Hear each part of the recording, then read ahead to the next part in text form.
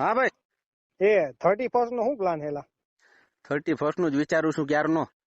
હા તો હું વિચાર્યું, હું પ્લાનિંગ કઈ થયો? પ્લાનિંગ તો ક્યાં રાખશું? તારા ઘરે. મારી ઘરે રાખવું હા, પણ ભાભી નડશે નહીં? છે એનું જ વિચારું. આજ રજા હે ને તો સાંજ સુધીમાં હે ને આખો હા. દી ઘેરે છું એટલે આખો દી એને નડે રાખી. તો ગમે પછી ઓલા આજુબાજુ વાળા પાડોશી કોઈ છે નહીં? તું સાંભળ તો ખરા પેરા પૂરી વાત. હા. આખો દી ઘેરે આવીશું ને એટલે હું નડી કઈક ને કઈક મને કામ હિંચ છે અને હું કામ પાડી ના એટલે થાય માથાકૂટ. બરોબર, માથાકૂટ થાય ને એટલે હરખાઈની માથાકૂટ કરી અને એને મમ્મીને ઘરે મોકલી દેવી છે. એટલે આપણે 5 દી શાંતિ. બરોબર, 5 દિવસથી મારી જમવાનું ટિફિન ની વ્યવસ્થા તારે કરવી જોઈએ. મને પછી નોકરી માંથી ટાઈમ ના હોય ક્યાંય, તો હું એને રવાના કરી દઉં. તું આટલી એક વ્યવસ્થા કરી દે તો તારું, તું જે કે બધું હું કરી દઈ. હા તો એને તો મોકલી દે. પછી આપણે હે ને જ્યાં હું પેલી બીજી તારીખે તેડીએ છું. તું પછી ફોન કરીને એને કહેજે કે ભાભી હું થયું આમ છે તેમ તું બનાવી લેજે. એટલે હું પછી સારું હાલે હવે આવી હું તેડી જાઉં. પણ પ્લાન બનાવવું જોઈએ. ઉપર બોલમાં આવે હાટો મારે એને જવા દે ઘડીક.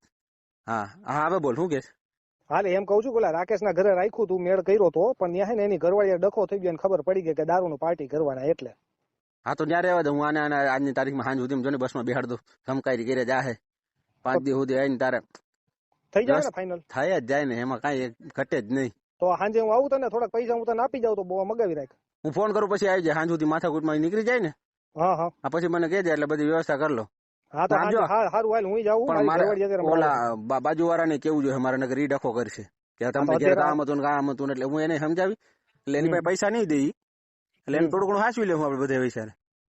એક કામ કર, મારી અત્યારે ઘરવાળી છે ને હમણાં આવે છે, શાકભાજી લેવા ગઈ હતી, હું તને પછી ફોન કરું 3 વાગે. હા સારું હાલ મને કે. હા. યા